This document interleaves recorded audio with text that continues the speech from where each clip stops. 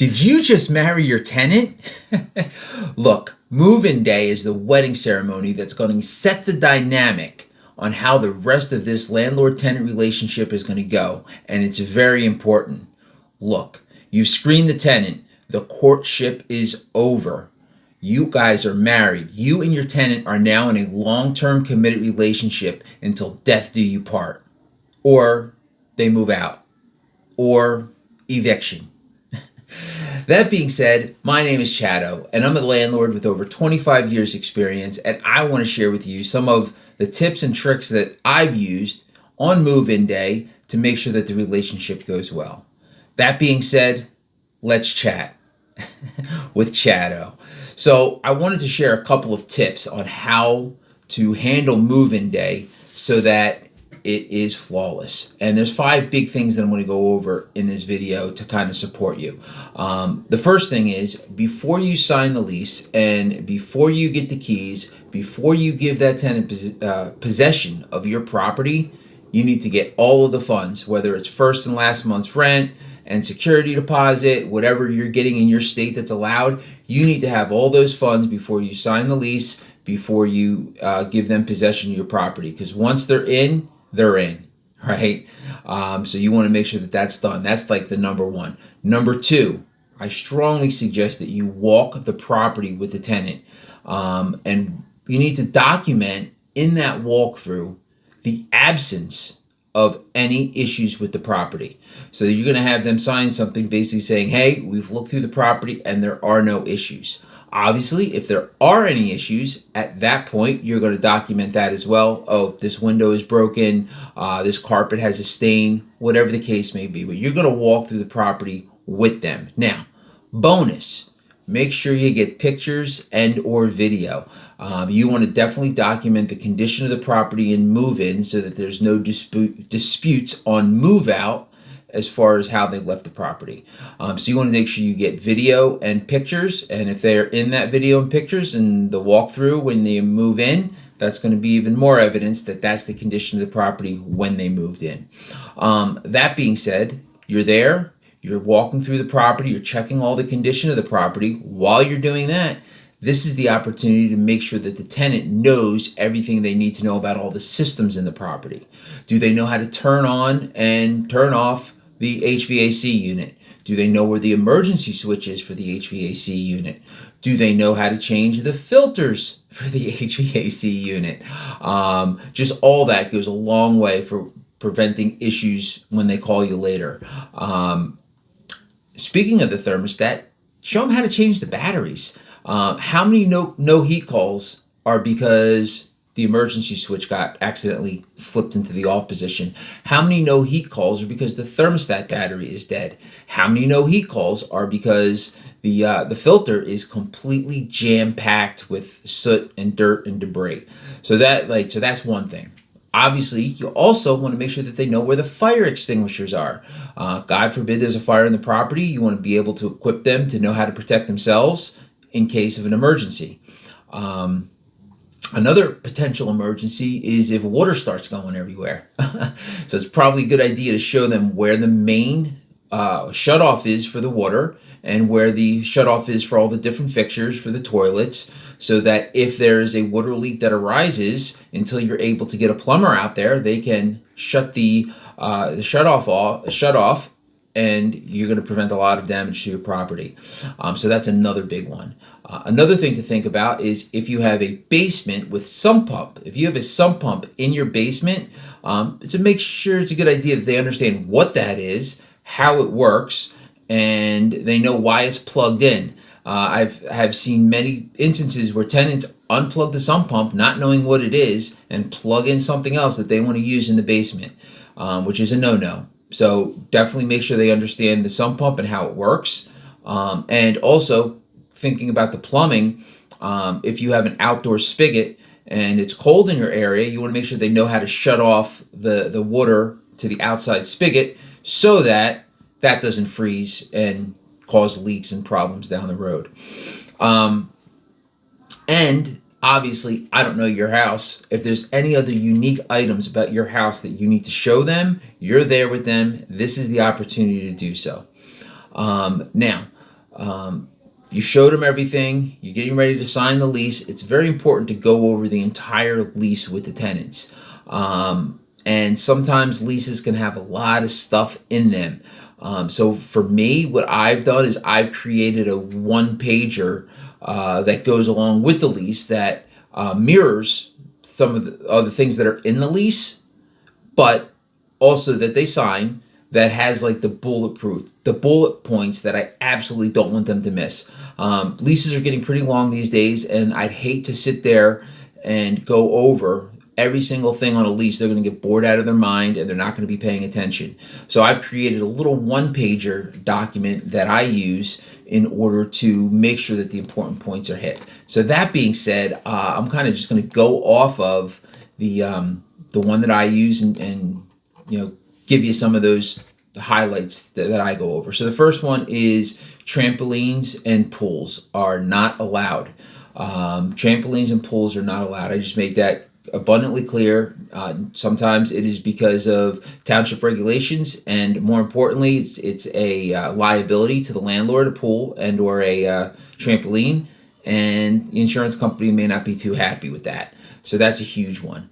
Another thing that I make sure is crystal clear to them is that the washer and dryer are not included. We do not include washers and dryers.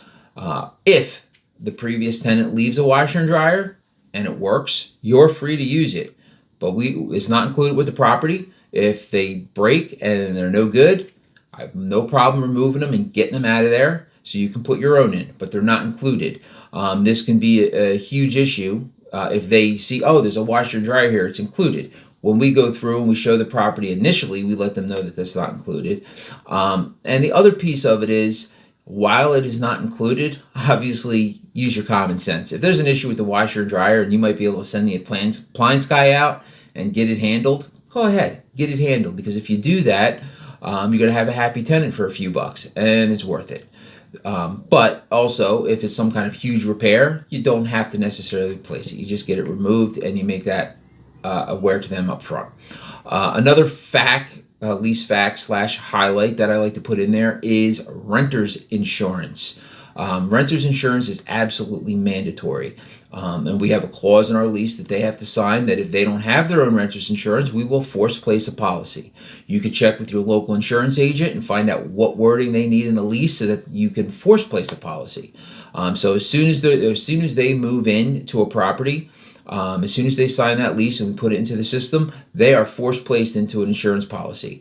If they get their own insurance within the first 30 days, that gets refunded, and they get their insurance policy, and then you have to renew it every year. Obviously, make sure that you're check with your local insurance agent and find out, make sure you're doing it the right way. But potentially, the property management company that you're using, it needs to be insured.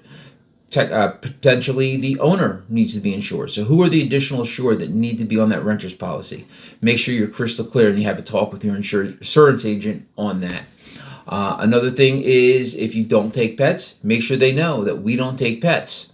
And the fun part about that is, even though you don't take pets, you're going to go and check on the property and there's going to be pets there.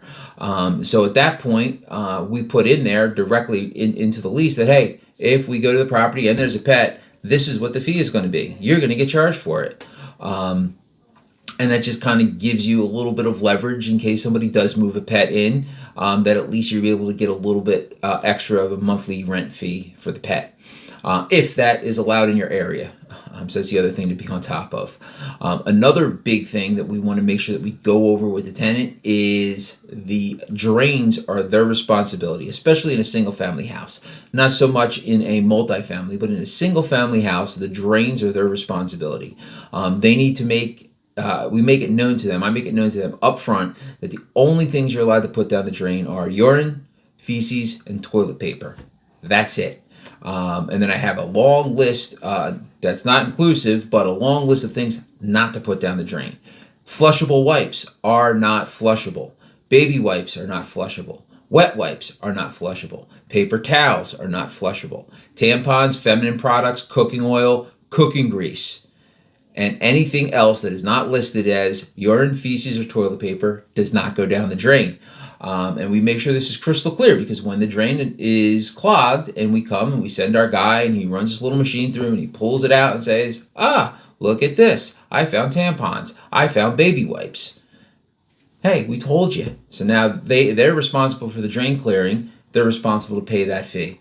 And then also, I have a clause in the highlights about HVAC, explaining to them that they're in charge of the thermostat, making sure the batteries stay put, making sure they change the filters if it's a forced air system, and the heating switches, which we kind of discussed before, but I go over that with them on this this FAQ.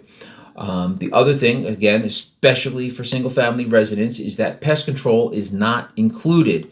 We always, on a turnover, have our pest control guy in and do a treatment, just in case there's something left over from the previous tenants. And we let them know right up front, pest control is not covered. If you find anything within the first 10 days, let us know. We'll get the exterminator back out there again. But oftentimes, pest control issues are due to tenant cleanliness issues. Not all the time, but a lot of the time. Obviously, if there's an issue where somehow mice are getting in and there's something I can do to seal up and keep the mice from getting in or something like that, of course we're going to do it. But I make it crystal clear that pest control is not included. And then lastly, yeah, that's it. I mean, that's really the bulk of what I include in the highlight. And there's other things you may want to highlight that come up, for you, that are constant issues that need to be resolved, that you want to make sure you're on the same page with the tenant as. Now, one other thing, pro tip, is when the tenant moves in, I'm going to give you some tips about the keys. Number one, give them enough keys for everybody who's going to be living there, plus one at least. And you want to make it crystal clear that, number one, use the keys that you provided, because your locksmith does a much better job of creating keys than the Home Depot or other big box store. And what's going to happen is, if you don't give them enough keys, they're going to go make copies of the keys, and eventually it's going to wear down the locks, believe it or not. So give them enough keys and give them an extra. Also, it's probably a good time to point out, if they lock themselves out of the property, you could show them where in the lease, hey, if you're locked out and I got to come, if it's during hours, this is what you're going to get charged. If it's off hours, this is what you're going to get charged. So take that extra key I gave you, give it to a trusted friend or a trusted relative. The other thing you want to do is make sure that they're aware, especially if you have multiple properties, right? You might want to get to the point you have some master key. So like, there's a master key that you can give to your HVAC guy. So if there's a heat issue, he can get into the property whether or not the tenants are there with his one master key. If you use a master keying system, those keys and locks are very expensive. And I need to make it crystal clear to the tenants, you do not change the locks. These locks have been put in new before you came in, right? The old tenant who was there does not have the key, and you need to leave those locks in place, because God forbid I need to get into the property, or one of the contractors needs to get into the property, especially for an emergency. We need to be able to access the property.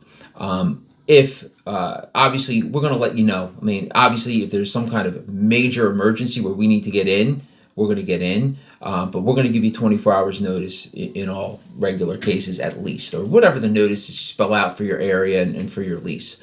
But just make it clear to them, because how many times have I've shown up to a property and needed to deal with something, and I get there and I can't get in because they changed the lock, right? Or how many times have they gotten keys and they've made it themselves at a big box store, they use it, and next thing you know, the lock's not working.